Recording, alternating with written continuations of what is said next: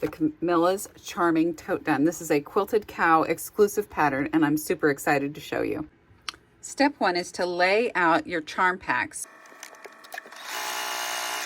Okay, so one of the directions on the pattern is to nest your seams. Now what nesting your seams means is as you get your rows all sewed together like this, on the back of it, you're gonna iron these seams flat. So we've talked before about seam allowances. So I'm going to iron my first row one direction, and then I'm going to iron my other row, my next row, the other direction.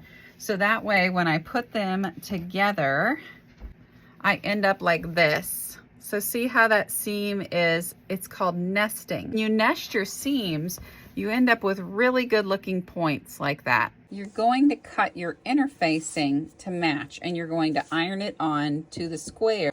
So once your interfacing is on, it gets really firm. When you're laying this out, make sure your handles get pinned like this or clipped like this. So this is the front of my bag. There's my fusible interfacing. And you may be like, wow, that's not where I would have put my handles. Well, let me explain. We're going to lay the fabric for the interior lining on like this.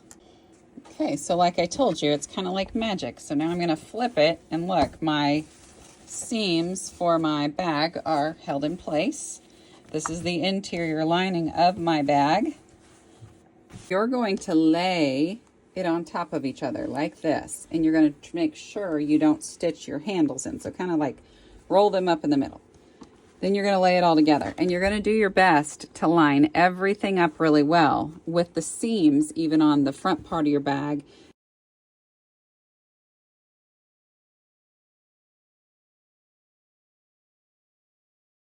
But I got this really cool template from the Quilted Cow.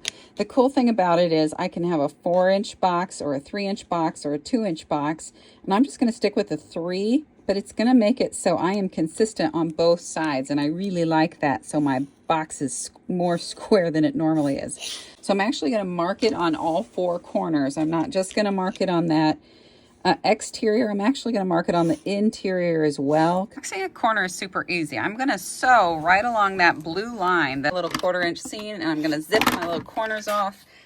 Okay, so this is like one of the most satisfying parts. You get to stick your hand in and flip it out inside out and see if you really did a good job or not. Like this. Make a face. It makes it better if you make a face.